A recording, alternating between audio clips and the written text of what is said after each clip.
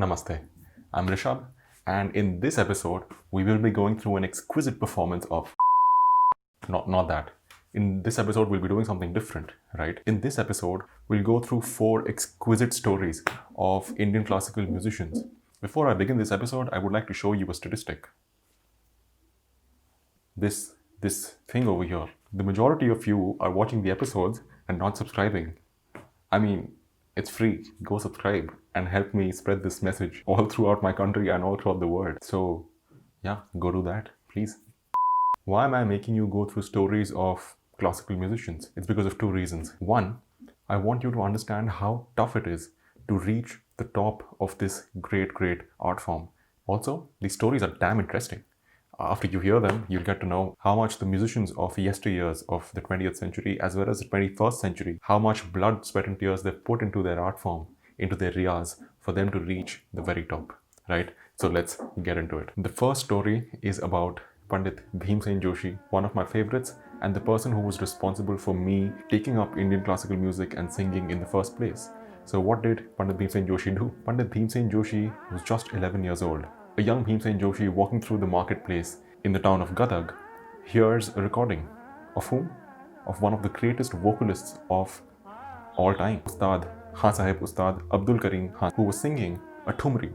A thumri is a light classical musical composition. He was singing a thumri with the Bol's lyric of Piya bin nahi avat chain in a rag called Rag Jhinjhoti. Now what he was singing wasn't important. What is important is that young Bhimsen heard this recording in a random marketplace and he told himself that if I ever sing, I will sing like this, otherwise I won't sing.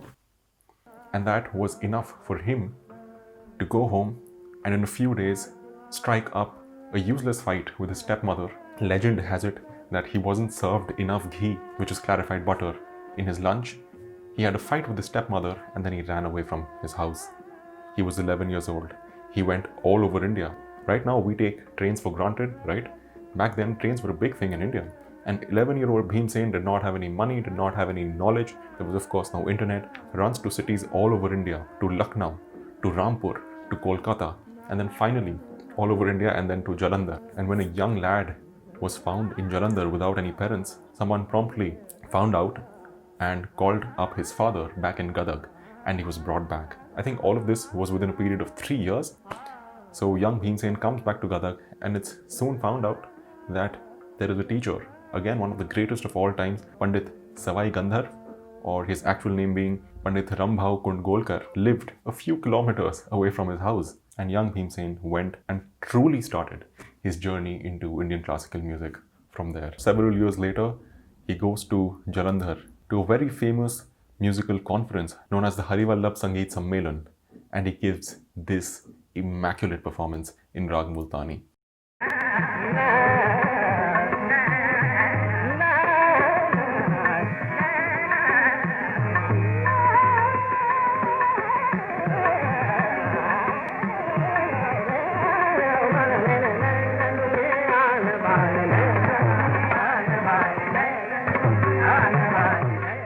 For people who would like to read more about this performance, I have broken down this performance of Rag Multani with the Bol's Nain Anme Anabana, very famous, in Ek Tal, which is a 12-beat rhythm cycle. You're free to go and check that out. So on to the next story. The next story is about Surshri Kesarbai Kerkar.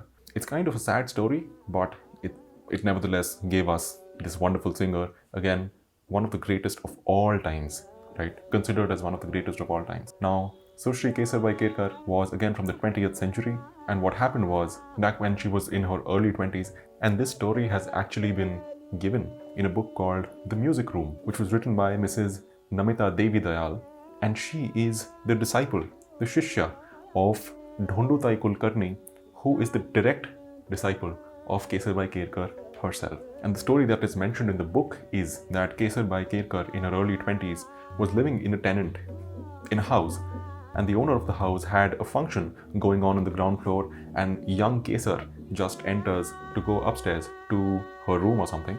The people sitting, especially the men, point out to the landlord that, who is this lady? She has no manners, she sings all day, and she goes right through a gathering of people who's sitting here, and she has no respect for anyone. You must ask her to step out for the time being. The landlady goes up and asks Kesar to do so. And Kesarbai Kerkar gets super angry about it. There are tears in her eyes, but she doesn't say anything. She walks out with a promise that she will make this class of people who look down upon bais. Bais were basically singing women. So Kesarbai, the bai stands for singing women, and they were looked down upon back in the 20th century. And long story short, too long didn't read, she learns this tough, beautiful but tough art form of Indian classical music. She becomes a vocalist and becomes one of the greatest of all times. And you know what the fun part is? What the fun bit is? Mankind's first object, called the Voyager, which was made by NASA back in 1977. It was the first object to enter interstellar space. Now, as far as I understand, interstellar space is the space between star systems. So it's basically very far from us.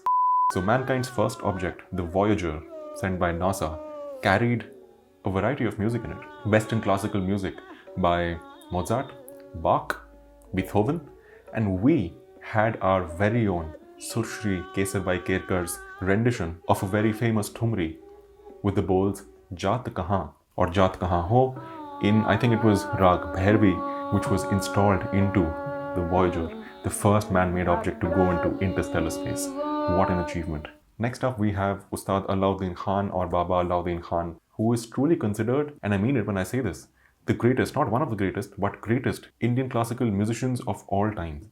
By a lot of people. This is not me saying it. This is a lot of instrumentalists and vocalists of our times and before our times who've seen him live say this. I really don't know what is it with Indian classical musicians, but all of them seem to run away from their homes when they're super young.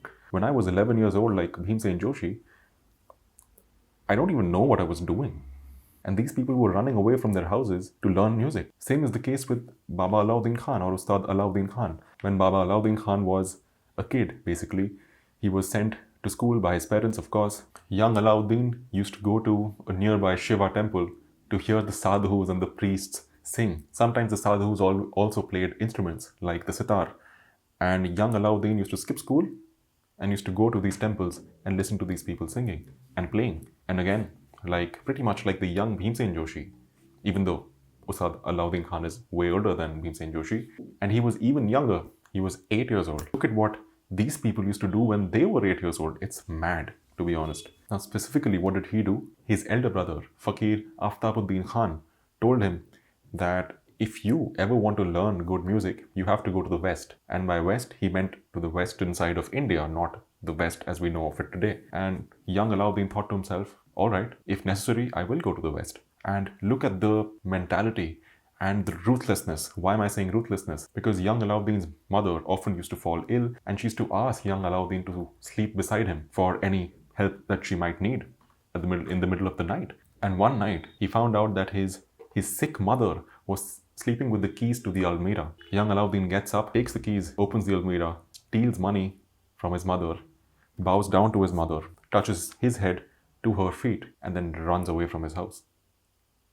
And then goes on to become, long story short, goes on to become one of the greatest, if not the greatest, of all times. And you know what?